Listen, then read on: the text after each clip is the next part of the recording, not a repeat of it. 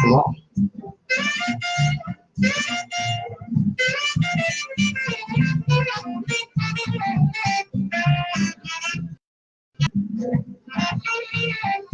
All right. Hey, good morning, Facebook friends.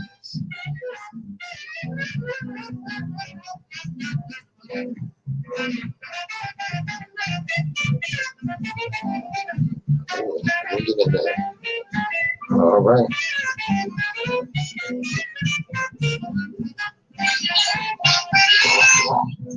All right, we are Facebook Live.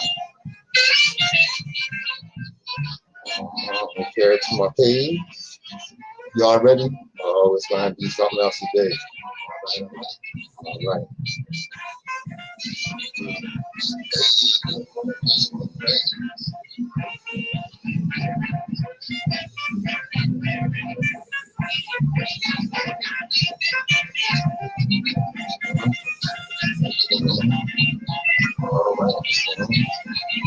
All right. Share the post. It's on my page. Let me turn that down. But it's just about time to get started here. All right. Yep. Let's start off light. It's all good. Y'all ready?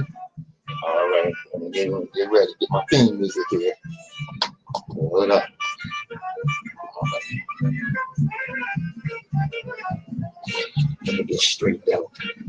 Oh, yes. I'll be right back, y'all.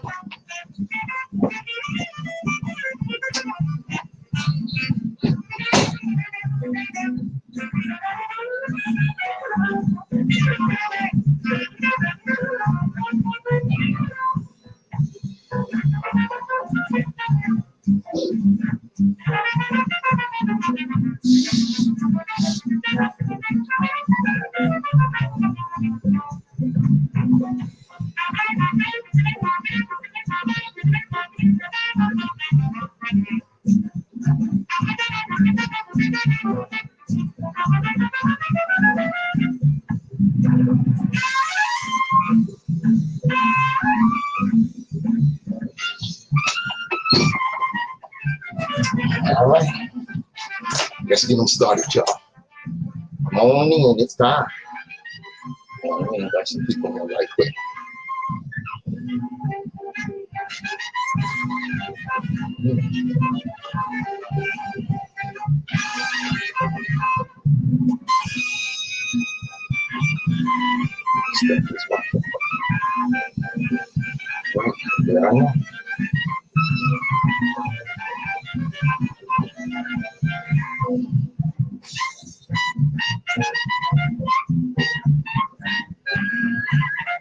Some invitations on here.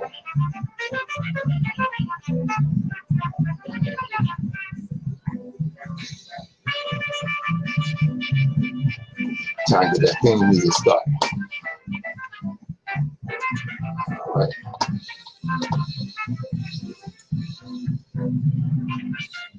For those of you that don't know, that is my man, our homeboy, Wilmington's famous son, Clifford Brown. Okay. Theme music. Here we go, y'all. Get him started. Yeah. All right.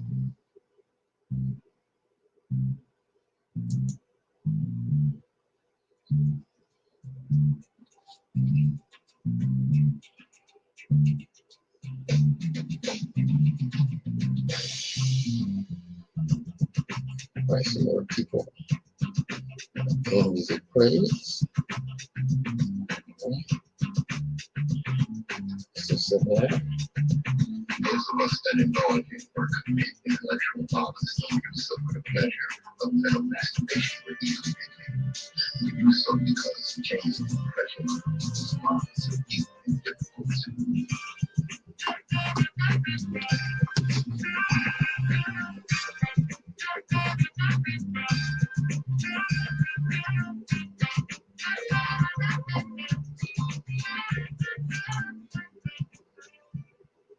Good morning, my children of the sun.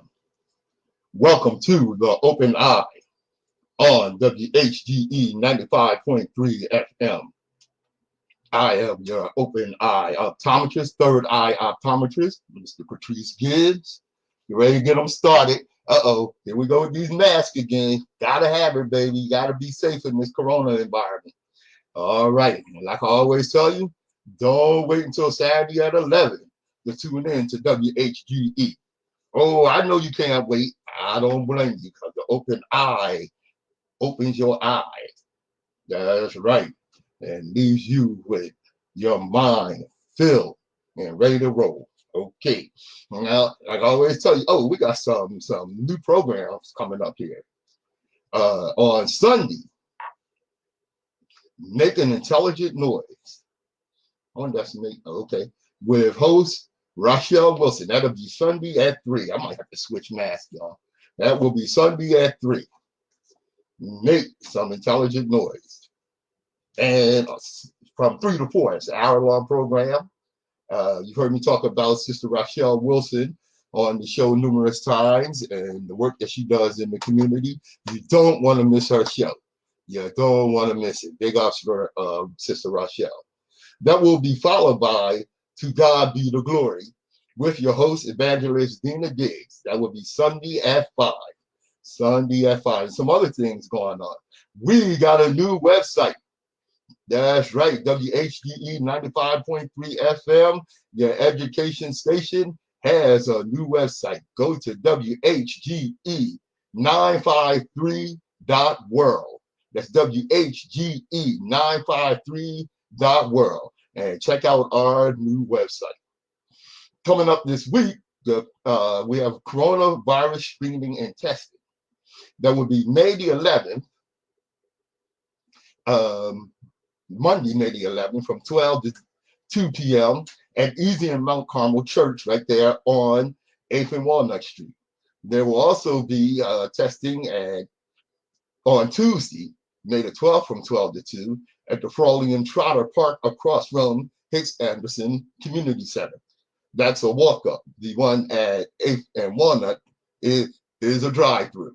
Also, Tuesdays and Thursdays from 10 to 1 p.m., Kingswood Community Center at 23rd and Bauer Street. Okay, now let's get right to it. First, I gotta start off. Let me get my folder open, y'all. I gotta start off with a salute to one of music's giants, Mr. Andre Harrell. Andre Harrell passed away. Rest in peace, brother. Rest in power.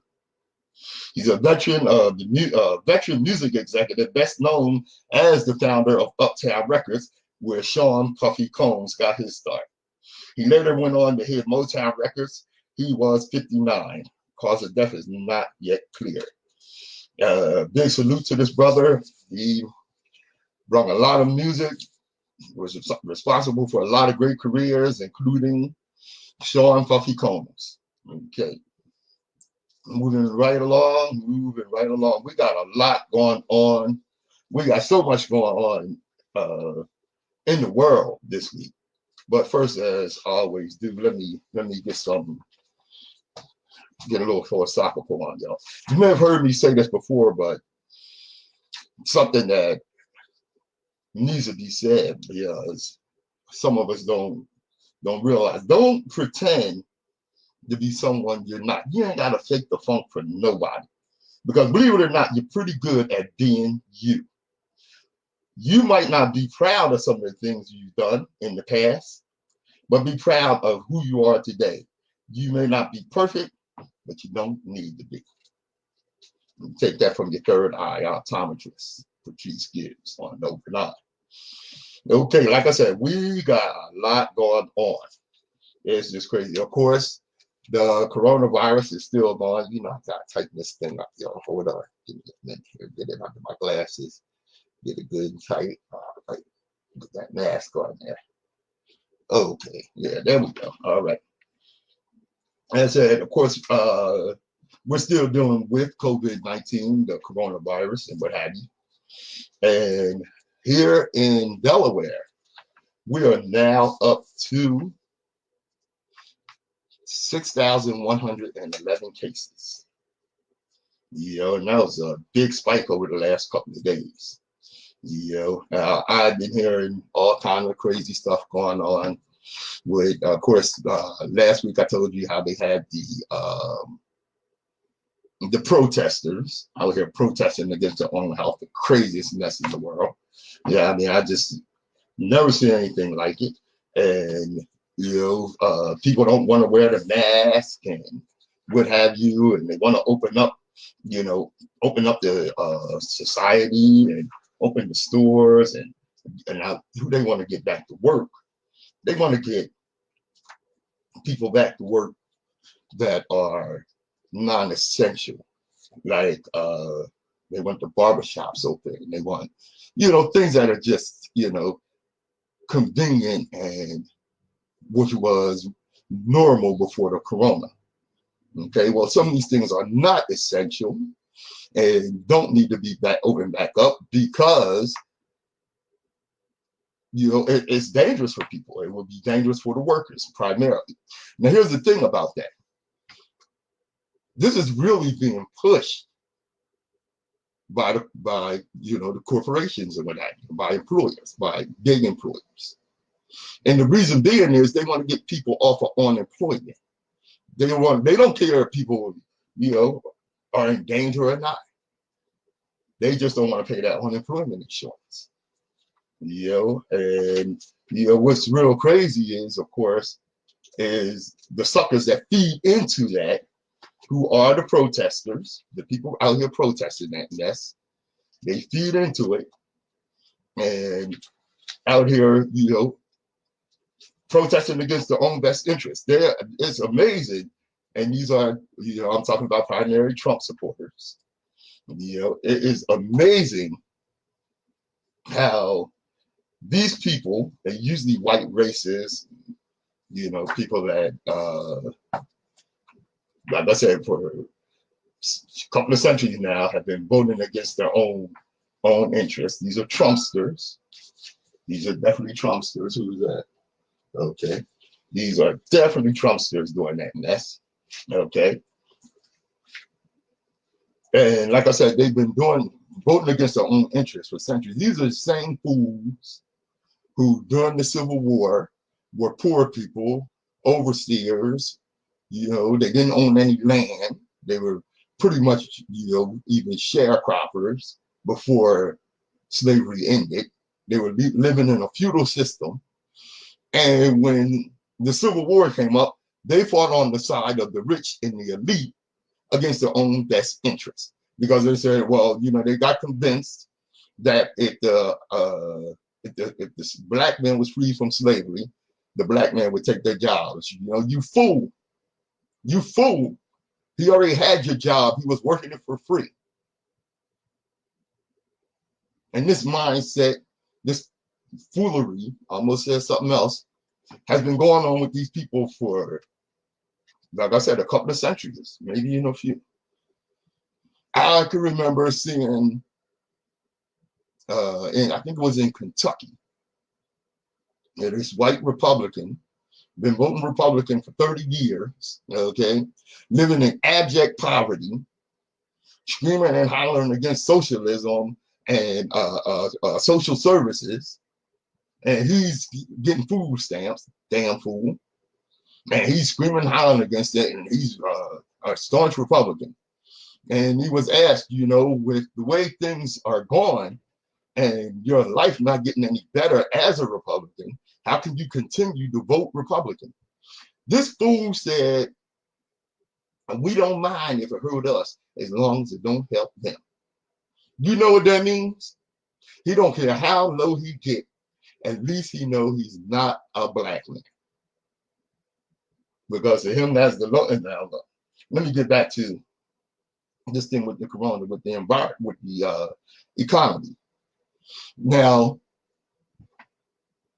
they sent out the first stimulus package, which was $1,200. Now, how long do they think that $1,200 is going to last? Not long, especially depending on where you live. If you live in even Delaware or one of the smaller states where the prices aren't outrageous or whatever. But you know, it might last you a month. You live in New York or Los Angeles or somewhere, you know, where the prices, where food prices and rent and what have you is just off the hook. That check's not going to last you no more than a week or two. Definitely not going to last you more than a month. But what is the government doing? What is Congress doing? What is the Senate doing? Well, of course, they're saying we're going to see how it rises up. Now, there have been on the Democratic side congressmen that have been pushing bills to get more money to people. But on this Republican-controlled Senate, they don't want to give nobody nothing. You know, we need to see how this is going to go, how this is going to ride out. We're already seeing it how it's riding out. Well, Trump says the U.S. must open even if more Americans get sick and die. Now, that sounds extreme, and maybe he didn't say it quite that way, but he launched headlong into his push to reopen the country by last Tuesday, saying Americans, no, but I think it's by Tuesday coming up. No, last Tuesday. Americans should begin returning to their everyday lives, even if it leads to more sickness and death from the pandemic. Trump speaking in Phoenix during his first trip outside Washington in more than a month, said he's preparing for phase 2 of the U.S. response to the coronavirus. That will include disbanding the White House task force, which he backed up off of, including Anthony Fauci and Deborah Birx,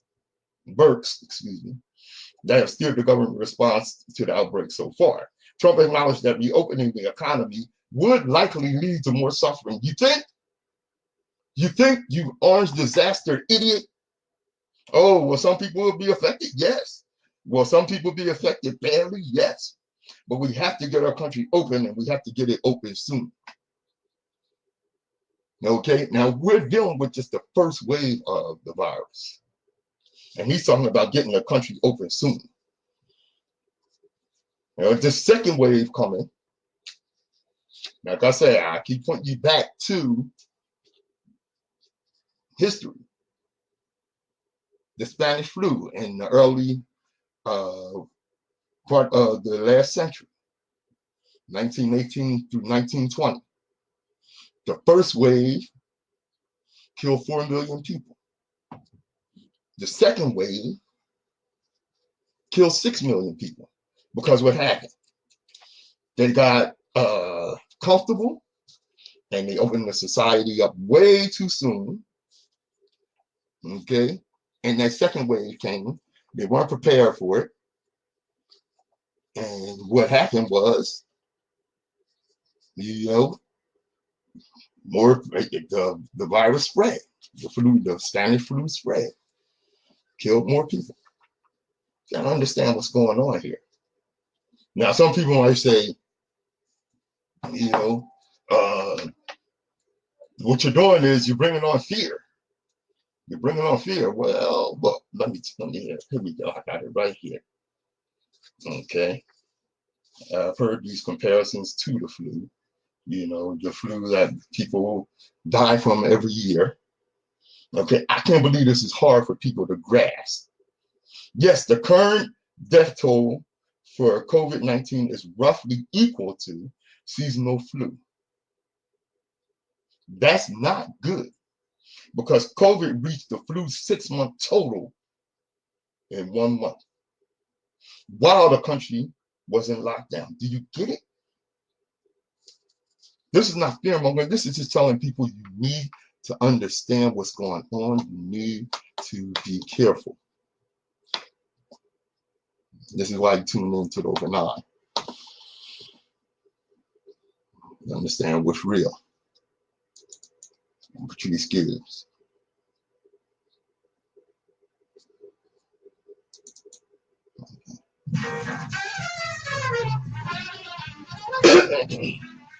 No, that's not Corona, y'all. This little. Oh, what's going on there? Oh, sucky. Oh, no.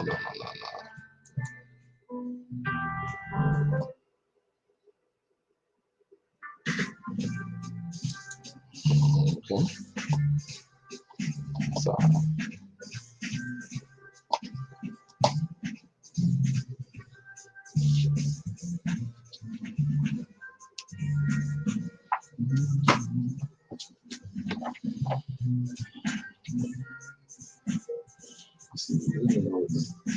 All right. I see you, Vaughn. I see you, share.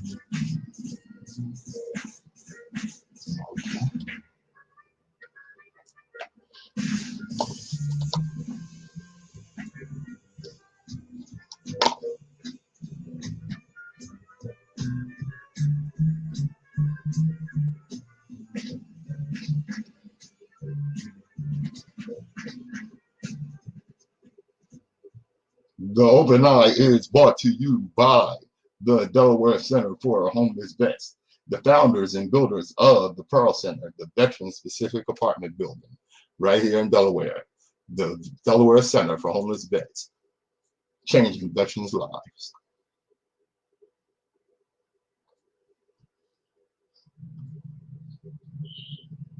The views and opinions expressed on Open Eye are those of the hosts, guests, and contributors, and do not reflect the policy or position of WHGE 95.3 FM or our sponsor, the Delaware Center for Homeless Vets.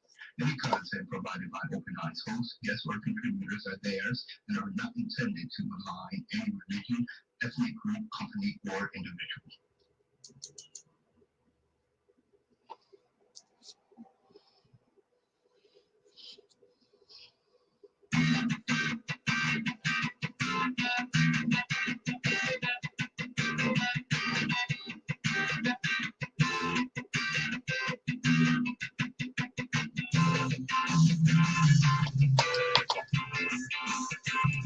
You can hear that on Facebook Live. Ain't that funky? Yeah, but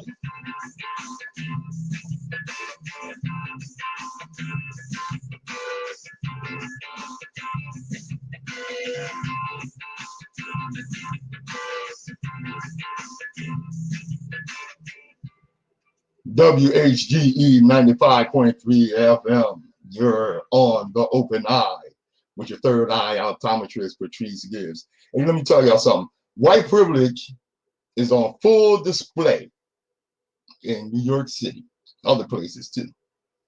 Okay? Now, while black people are not allowed to stand in front of their homes, large gatherings and protests demonstrate that white people feel they are above the law. And the law seems to think the same thing too.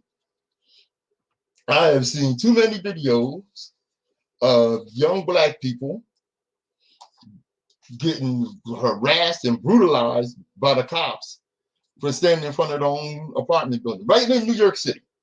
Okay? Right in New York City. Meanwhile, look, on Facebook Live, you see that picture? Look at all these fools in the park. Look at all these fools in the park. I'm showing y'all on Facebook Live. All right? This is in New York City. Where's this park at? Which park is that? Oh, it's in the West Village. West Village parks all over, you know. Meanwhile, uptown in historically black Harlem, parks and public gathering places remain locked and monitored by authorities. At the same time, further downtown, like in Brownsville, Brooklyn, disturbing video footage was released, show police officers chasing and violently arresting people for standing in front of their own apartment buildings. Now, when the police go to these parks where all these white people are gathered, guess what they do? Hi, how you doing?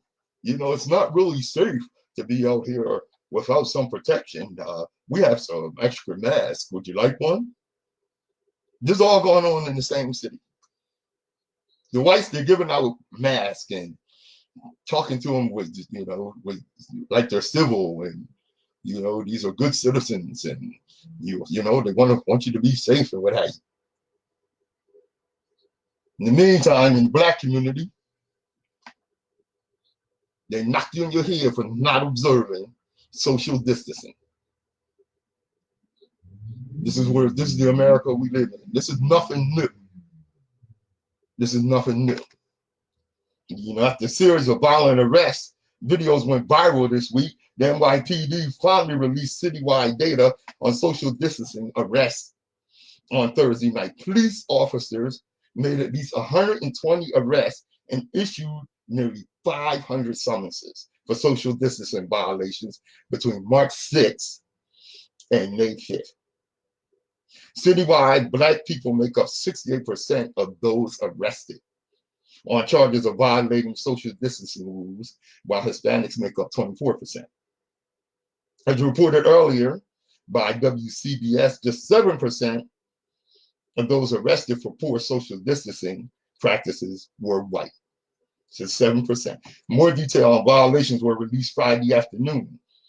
Out of 374 social distancing summons, specifically citing health code violations and Mayor Bill de Blasio's executive order, 304 were given to Black and Latin people. The data was released by NYPD. The numbers appear to validate what many had suspected for weeks, that Black New Yorkers were being over-policed compared to white residents. According to the most recent census, Black people comprise a quarter of the city's population, while Hispanics and Latinx make up 27.5%. Over the last few weeks, as reports of arrests suggested, major discrepancies in the ways majority Black and brown neighborhoods were being policed, some public officials and criminal justice advocates have likened the social distance arrest to stop and frisk. You're damn right. The unconstitutional practice of arresting mostly Black and Latin men and boys for little or no cause. The practice most associated with NYPD during Mayor Michael Bloomberg's tenure. De Blasio has long been a critic of stop and frisk. Now, what happened? He said what happened with stop and frisk was systematic, oppressive, unconstitutional strategy that created a new problem much bigger than anything it purported to solve. Later, once the New York Times story went live, de Blasio addressed the discrepancies in arrest publicly. Most people practice social distancing with only hundreds of summonses issued over 6 weeks, the mayor wrote. But the disparity in the numbers did not reflect our values. We have to do better, and we will, said the mayor. Well, why don't you put a stop to it, de Blasio? Who the hell are you kidding? All you got to crap rolls downhill. All you got to do is order the police to back the hell off. They're not doing that in the white communities. Why? Damn. This is open eye. Hey, what's up, brother? I just been joined in the studio. Yeah, now. By Nsoromma. Yes, D. Now, something else has been going on about wearing the mask. And, you know, last week we talked about how somebody in, I think it was in a Family Dollar store. Unfortunately, I was sad to find out this is a Black person. Were asked to wear the mask. The wife was, and the husband shot the security guard and killed him. All right. Now, the crazy thing is, with these, you know, suspected white supremacists running around, go in this one store. What store was this guy? He was in a Southern California grocery store. And we talked about this earlier in those rooms. Right. Where this cat went in, he's wearing a mask, but his mask is a KKK hood. He got a Ku Klux Klan hood, you know, and the workers in the store was like, sir, come on, you know. Now, what's up, everybody? You know what I'm saying? Yo, now that to me right there, just like, you know, when they had, you know, Arabics there saying the Arabics and then dropped the bomb on the 911 and they was treating Arabics like don't get near them and stuff like that. They was terrorists. You know what I'm saying? Mm-hmm. Well, these KKK members been terrorists for a long time. And they are terrorists to me. They are terrorists to me. Right. So I'm at fear all the time in my life. I came up in 1981. We was the first era to be desegregated to the schools. You know what I'm saying? So once we were desegregated to schools, and we were the first one, when we was getting off the bus, it had a big sign on the side of the school, "Go home the N-word." Mm-hmm. Mm-hmm. And yo, when we got off that bus, we had to fight for our education. Literally. You see what I'm saying? And now that, you know, we fought so hard that they know that we'll kill them just as fast as they'll kill us, they'll leave you alone. You have to respond with violence with violence. There's nothing else that stops that. You understand? So that's what they're calling for. It's going to be a war, and the world's not ready for that. Well, you know what? Here's the thing. We're not ready. Now, like I was saying about this guy with the KKK hood. And like you said, that's a terrorist. Right. And that's what I was getting at. Yes. Now he's attached to me. Yes. Now, if I was in that supermarket and all of what I've been through, I would have busted him in the head with a can of corn, a can of beans. He'd have got it. Yeah, I heard that because straight then when the cops came, I told them, my kids and all my family was in, I didn't know if he had a gun under that or nothing. I was in the era of that. I do not play that, period. Yeah. So anytime that's going on with me, I'm not even the same person. Yeah, I heard that. Now with these, that's dangerous, man. That's very dangerous. They killing us left and right, and they ain't getting no trouble for it. Ain't getting nothing done to them, smacked on the hand. But you kill them, it's a big problem. They in the house chilling. They can be jogging. We can be doing anything, and we'll be blamed for whatever it is. We're good people. All of us is not bad. Yeah. Well, let me tell you, with this, with these protests going on, it's specifically in Michigan and Illinois. Right, with no masks. Yeah, these protesters entering government buildings with guns. Right. Right. And the crazy thing is, in the what they call the gallery where the state reps gather at, they're up in the balcony brandishing firearms, looking menacing, and what have you. Well, everybody's not going for that. And we got to be careful how we express ourselves on this situation. And I understand that, you know. But what I do understand is, long ago, war has been declared on us. Now, Illinois State Rep approached by the cops. That's wait a minute. There's something else I'm looking for here. Wait a minute. Where is it? But it's a lot of social injustice going on with us, man. They directing it at us. They're trying to make it a black thing all over again. Racism to keep their economy working. Their economy going under. Their money is not worth the value it is no more. So they got to get these people and make their money worth the value again. Yeah. Well, they're trying to do is, like I said before, they're trying to make black the face of the coronavirus. Yeah. Now this Michigan, that's what I was saying, Michigan. A Michigan lawmaker returned to the state capitol on Wednesday with an armed security detail following a coronavirus lockdown protest at the building last week, attended by white supremacists and militia groups. So what happened was, this sister, who is state Representative Sarah Anthony, a Democrat, whose district is in the capital city, Lansing, told Yahoo News in an interview that her security detail, made up of local Black and Latino activists, came together because the armed protesters bearing white supremacist symbols represented a different level of terror. It's not really a different level of terror. It's the same terror that we've always been dealing with. And what I'm trying to get people to understand, is that war has been declared on Black people long ago. We are behind enemy lines, and that's what we're putting up with. We are and have been behind enemy lines. Okay, and I'm so proud of these brothers that escorted this sister back to her job at the state capitol. This is the way we have to do it. Right. We have the right to bear arms just like them. The law is on our side also.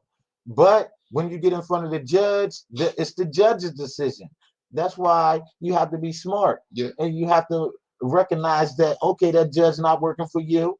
Okay, you can't sue the judge, but you can sue the guy that's named after the judge. You take the judge off and just say the guy name, that's the judge, and put your lawsuit in.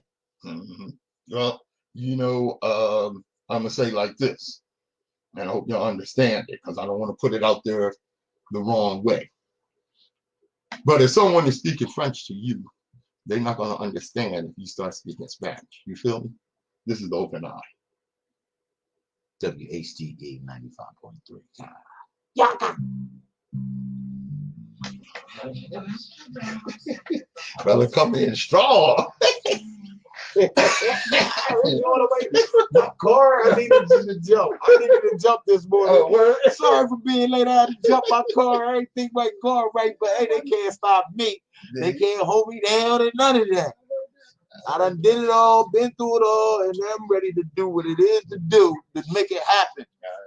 Now look, when we get to this, brother, all right, when we get to this, okay, you're gonna start it off, all right? Okay. You're gonna read that, you know, that part.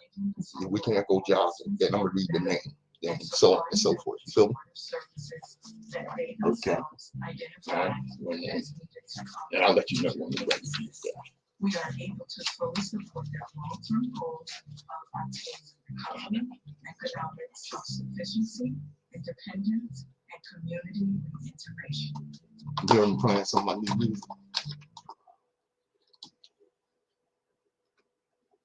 Dove and I, WHGE 95.3 FM. Right, right. Okay. Now, just because COVID is going on, don't think that these white supremacists have stopped their activities. Right. Okay. Case in point, there was an accident, fender bender. What happened? Minnesota police had to arrest the white motorist after he fired multiple shots that left a black motorist dead after a minor collision in St. Paul on Friday night. Yeah. According to reports, Anthony J. Trifoletti of Watertown, Minnesota, got out his pickup truck that he was driving to take photos of the damage and to ask for car insurance from Douglas C. Lewis, 39, after the victim allegedly ran into the back of his truck with his silver Ford. Trifoletti states that both men had returned to their vehicles. He unknowingly followed Lewis, and that's when things escalated, causing Lewis to get out his vehicle again to confront him. He said he unknowingly followed him. Okay, he didn't realize that he was following my ass.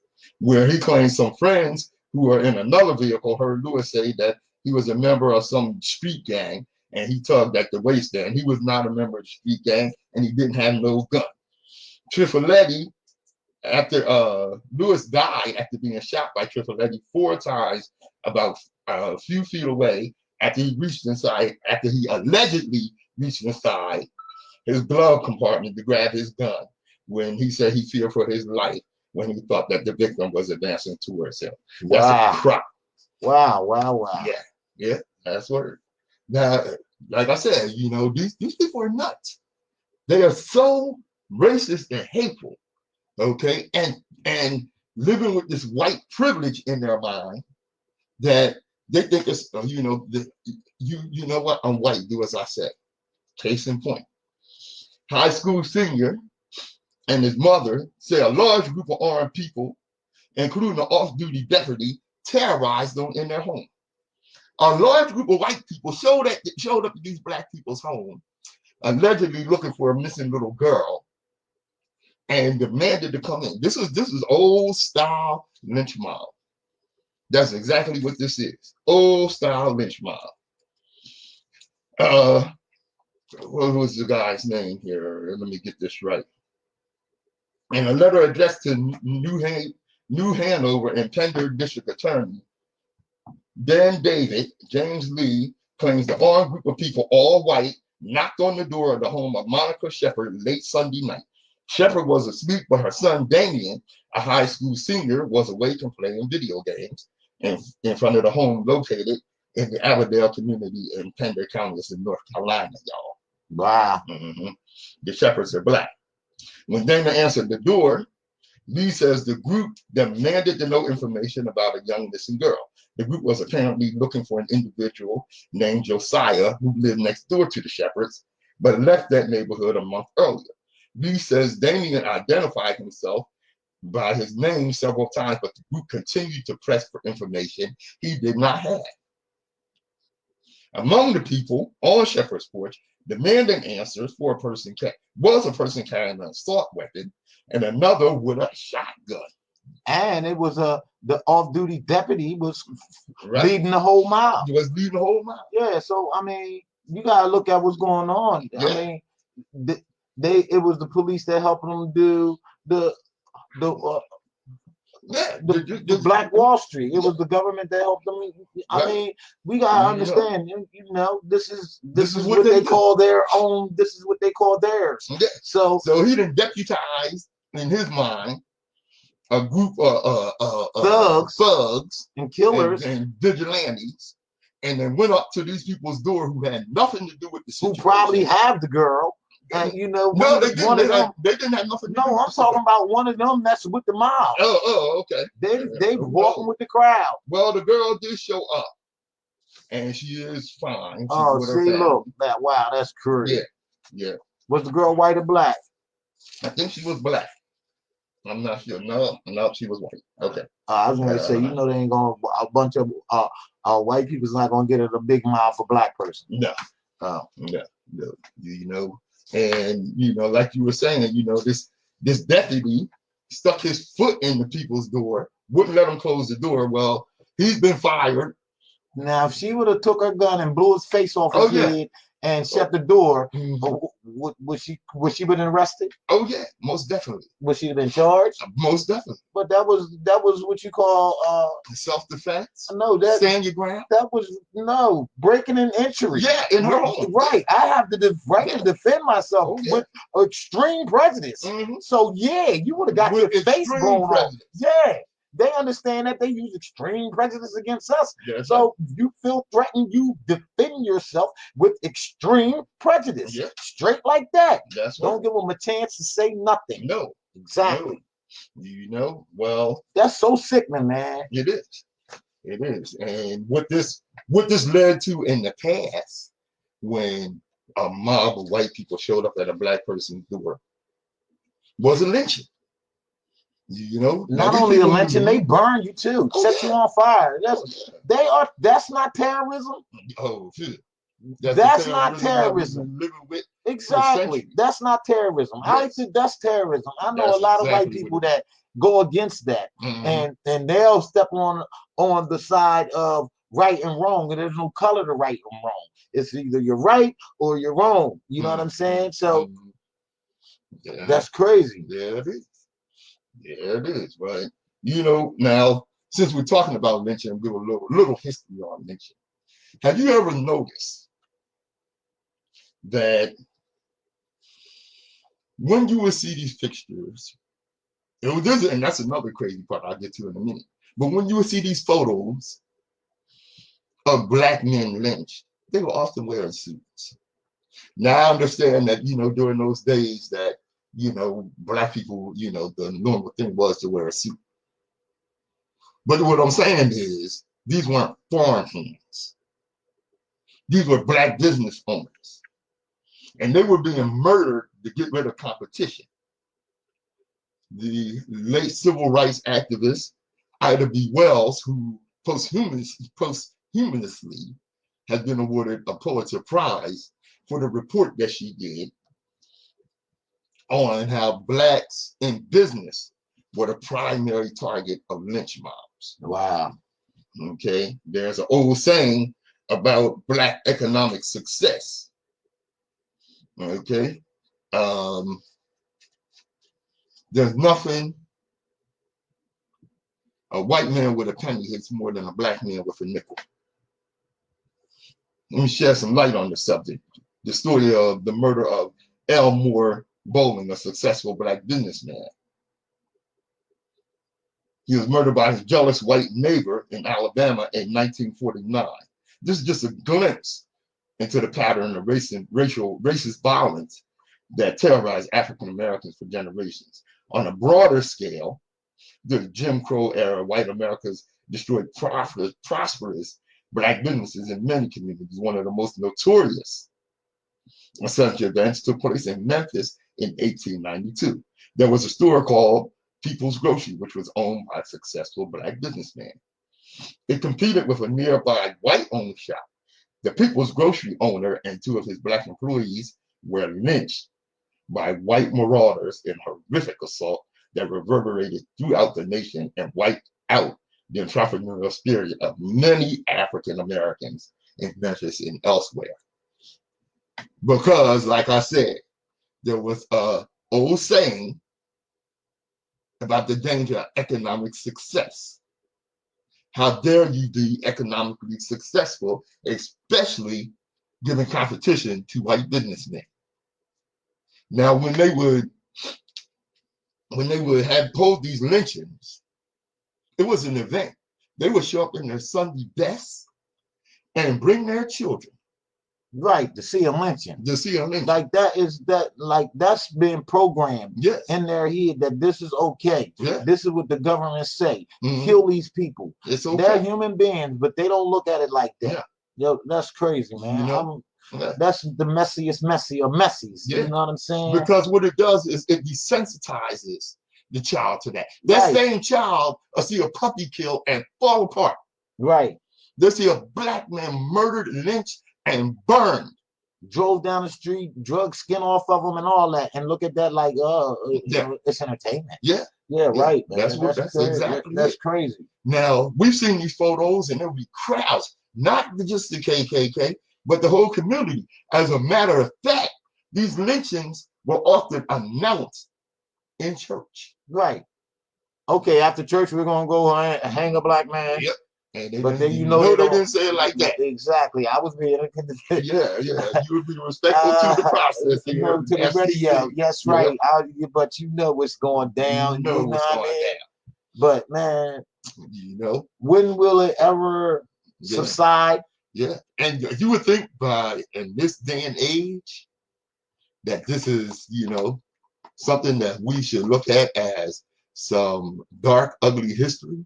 Right, but it's crazy because it's not. It's the living future of their thoughts. Yeah, and that's crazy.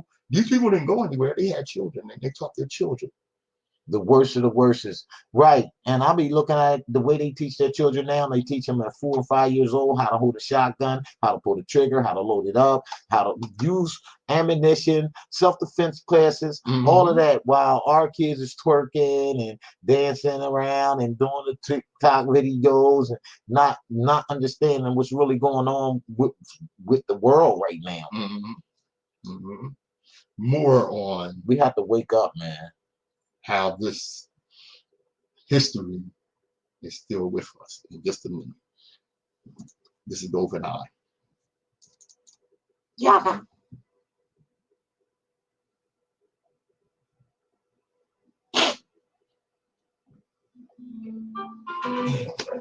Now we're gonna get to my man.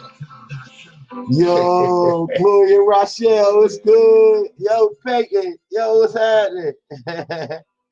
Chris, I see you. What up, bro? Hey, Tony. Hey, Tanya. Yo, Yaga. Wow, God.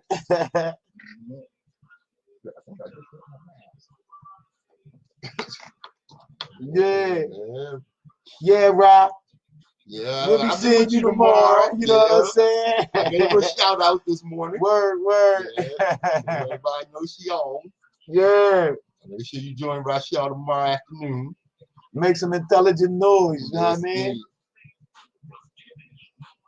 Yeah, I got a toy. What's good? Wagwan. Yo, Lyric. Tell Lyric I said what's good. Thank y'all for tuning in. WHGE 93.5 FM. You dig me? 95.3. Ain't that what I said? No, you said 93.5. Oh, no, look. I'm still at the battery in the car. 95.3 FM. The Open Eye. I'm sure by now, everybody has heard about the shooting death of 25-year-old Ahmaud Arbery in Glenn County, Georgia. Yeah, now that right there, Mm-hmm. that's what I'm talking about. Like Yeah. when they come and you see that happening in your community, and it's 5 and 6 black people standing around letting that go down, that should not happen. Well, no, this one, it wasn't 5 or 6. This is the brother that was jogging. Yeah, Yeah. and the dudes jump out on the father and the son jumped Yeah. out him on the truck and ran up on him, and That was you in know, Georgia. and then it boom, it Mhm. escalated into him being killed, Yep. You know, which they shouldn't have had no business chasing him. Now, see, let's we gotta explore this thing deep, okay? Because there's a lot of. First of all, they were just charged yesterday. This happened about 2-3 weeks ago. No, 2-3 months ago. It's happening in February. What? Yes. But it's just leaking all in the internet that now. Yeah, it's just getting into the news good Right. now. People just really finding out what happened. Wow. Okay. Wow. All right. That's Here's the crazy. thing. Okay, they were just charged. They just now were charged. Okay. Now, some thought they weren't charged because of the corona and the courts are closed and all that. No. The reason they weren't charged is because they were being protected. Brunswick District Attorney Jackie Johnson recused herself because one of the men seen in the video of the fatal shooting, pointing a gun at Arbery, Greg McMichael, is a retired investigator from her office. Wow. Now, not only did she recuse herself, before she recused herself, okay, she told the cops to stand down and not arrest them. Now, the cops showed up at this murder scene, because that's what it was. It definitely was a murder scene, period. Yes. At this mention. Killing. Yeah, and they should have just arrested these murderers. Why did they have to call the district attorney before they could make an arrest? Well, of course, because Greg McMichael is a retired investigator. Oh, this is a cop we know. What should we do? They called the district attorney. Okay. Now, like I said, she told the cops to stand down, then she recused herself. This situation, this case went through like 3 prosecutors before these men were arrested. Right, like it was okay to just kill an N-word anytime. Yeah. It's nothing. Mm-hmm. We don't care about them. Yeah. They're not even human. That's what they say. So we got to understand that I get so angry with that. Yeah. So it's just like, well, let's look at what happened with the alleged white supremacist murderers said was that there had been burglaries in their area and that they saw this black man running through the area and they gave chase. They jumped in there. Okay, first of all, was he carrying a TV?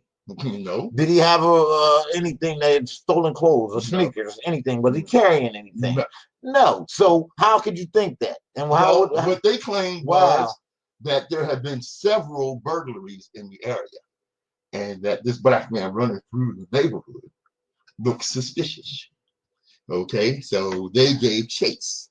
They deputized themselves and gave chase. Deputized themselves. Yeah.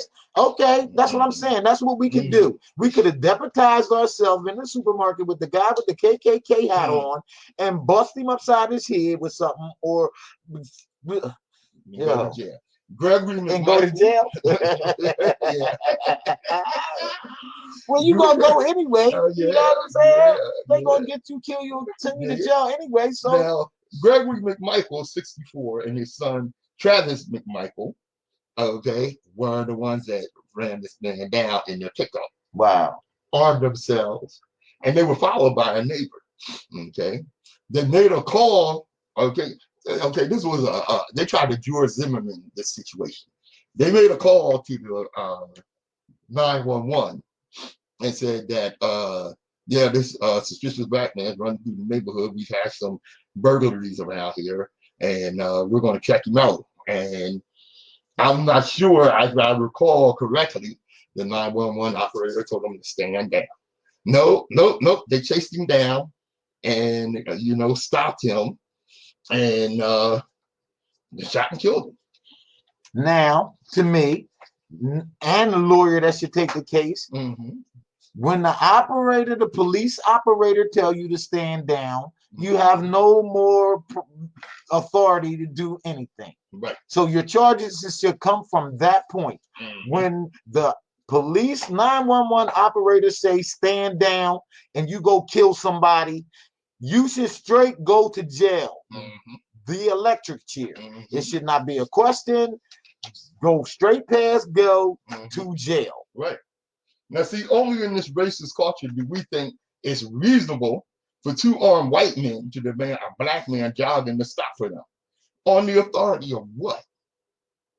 Whiteness is not a badge of authority, even if they think so. Blackness does not need to be controlled or detained. It's that I'm white and I say so crap. No, listen, that's why I prone myself on not having no record to be able to carry and, you know, protect myself for situations wherever it arrives. Because if they'd have pulled up on me like that and it was a situation like that and I'd have blew both of their face off, then who fault would it have been? They chased me down and they was getting ready to kill me, and I ain't even a guy that they thought that was the robber. You look at my record, I got a spotless record and everything, but yet I'm an innocent victim to a senseless slaying. No, we have to protect ourselves because these innocent people that they killing. This guy was a Marine, somebody in the service, serving for his country. But yet, why do I need to stop for you come if home you're running down on me in an unmarked vehicle with weapons? On what grounds of authority? You know, like I said, this is a Trayvon Martin, you know, type thing. Who did what and who did what any of us have done? What would any of us have done in a similar fight or situation? You know, just because you run down on me with demands doesn't mean I'm going to comply. You're a civilian just like me, and you have no authority to give me no damn demands. Because you got a rifle. Yeah. Now, check it out. Okay. Like I said, it's been months since this happened. Okay. None of the local authorities are going to bring any charges. Now, just this week is when the video came out. Okay, remember this. They didn't make arrest because they saw the tape. They already had the tape. They made arrest because we saw the tape. Exactly. Right. Exactly. They made arrest because the people and the public and the world saw what was going on. Right. You know what I'm saying? Now, they were charged by the Georgia Bureau of Investigation. And the Georgia Bureau of Investigation is looking at everybody involved, including the DA. That was videotaping. No, the DA, including the dude that was videotaping. Okay. Yeah, who thought this was going to get him off. Right. He thought that he was going to help them by releasing the video, by leaking the videotape. Right. But what he did was that started it up. Right. That's what jammed them up. That's what, you know. Now, the Georgia Bureau of Investigation is investigating him, as well as the DA, who should be charged, you know, that told the cops to stand down, as well as the other DA, who said he saw no grounds to bring any charges against them.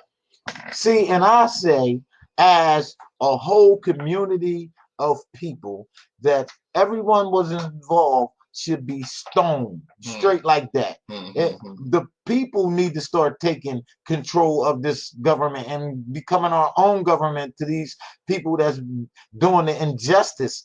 We have to start standing up and becoming 1,000, 5,000 individual community people that line these people up and stone these people. Yeah, I mean, I'm word serious. You see what I'm saying? Warrior has got to come out right now. Your warrior and you has to come out right now. But the thing is, we have to be as one on that. Right. That's what I mean. Now here's the thing. Okay. Now they made reference to ongoing burglaries in this community, but some obscure, indistinct crime in the community that does not empower the entire community to hunt down black men. These men were not performing any police function or any duty as a citizen of the state of Georgia. These men were vigilantes. They were basically, you know, a two-man posse performing a lynching in the middle of the day. Right. That's what they were. Okay. Now here's the thing. All right. This is where shit. Or excuse me. This is where stuff gets deep. There were no reports of any burglaries in the area for months. There have been no reports of any burglaries. Understand that. I mean, that's that thing. They'll say anything, put it in the paper, put it in the report. All of them buddies and all of them friends. You see the movies. That's not lying. No. You see the Jason Bourne and all these deep cover CIA movies and stuff. That's reality. They just showing you so you can be dumbed down to the feeling when it's really happening to you. Right. Now the thing about that is, okay. Wow, man. Now this man was a jogger. All right. Now I don't know what degree or level of murder they're going to charge him with, but premeditated murder is first degree murder. This man was jogging on his regular route. He was a jogger. He jogged on his regular route in broad daylight. This was not the first time they saw him jog by. And he jogged because he's a military servant or something, man. They saw him jogging down the street a few times and said, you know what? How the military didn't come in and say something about that? I mean, but you the gotta point look is, at that, they man. saw him jogging down the street several times, and they looked and said, you know what? We're going to get that N-word. This was planned. There were no burglaries. That was just an excuse. This man did absolutely nothing wrong. They chased him down and lynched him. First degree murder. It was planned. Make no doubt about that. This was a planned lynching. These men should go, they should swing. They lethal injection, hanging, whatever it is that that is done. The injustice in this government is gonna cause the whole thing to crumble, and that's just real. For real. This is the Open Eye. I'm Patrice Gibbs. I'm Nsoromma. WHGE 95.3 FM. Yeah.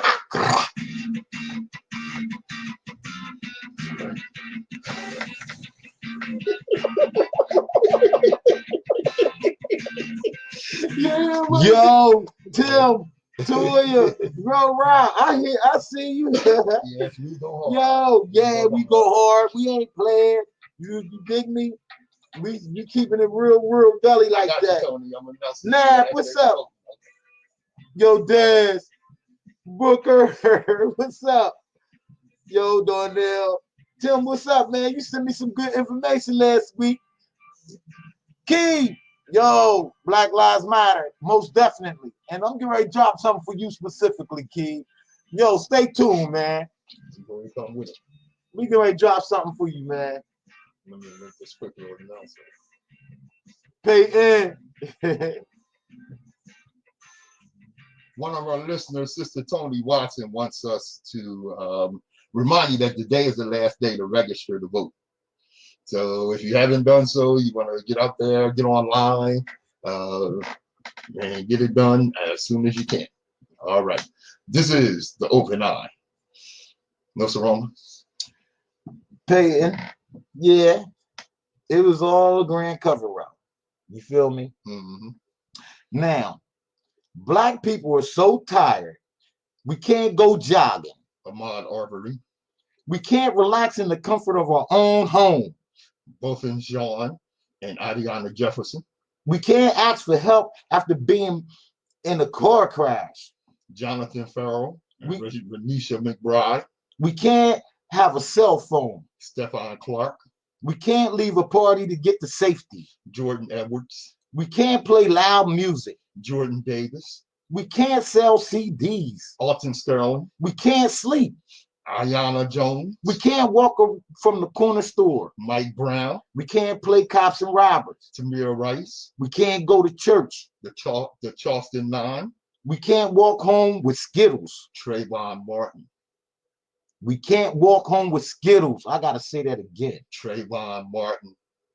We can't hold hairbrushes while leaving our own bachelor party. Sean Bell.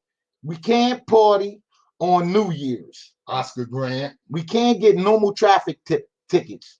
Sandra Bland. I said we can't get normal traffic tickets. Sister Sandra Bland.